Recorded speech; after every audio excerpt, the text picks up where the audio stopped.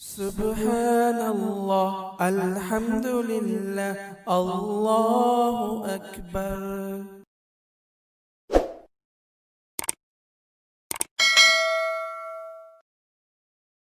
بسم اللہ الرحمن الرحیم۔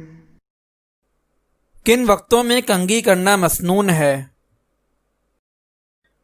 بیدار ہونے کے بعد وضو اور کنگھی کرنا۔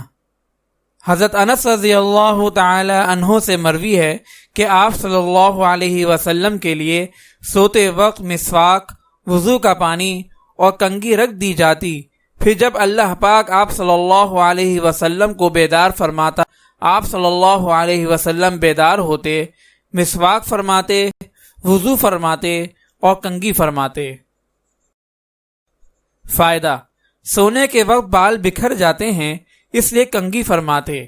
اس سے معلوم ہوا کہ سو کر اٹھنے کے بعد صبح کو کنگھی کر لے تاکہ بال بکھرے ہوئے اور پراگندہ نہ رہیں۔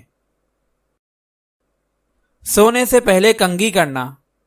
حضرت انس رضی اللہ تعالی عنہ سے مروی ہے کہ آپ صلی اللہ علیہ وسلم جب رات میں آرام فرماتے تو مسواک، وضو اور کنگھی فرماتے۔ فائدہ: سوتے وقت مسواک کرنے کی متعدد روایتیں ہیں۔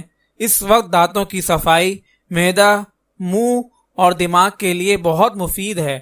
گندے بخارات دماغ کی جانب نہیں لوٹتے۔ اسی طرح کنگھی کرنے سے بھی بالوں کی پراگندگی دور ہوتی ہے کہ بسا اوقات پراگندہ اور بکھرے بالوں کی وجہ سے الجھن اور تکلیف محسوس ہوتی ہے۔ اگر آپ اس صدقہ جاریہ میں شامل ہونا چاہتے ہیں تو چینل کو سبسکرائب کریں اور لائک اور شیئر کرنا نہ بھولیں۔ جزاک اللہ خیرا۔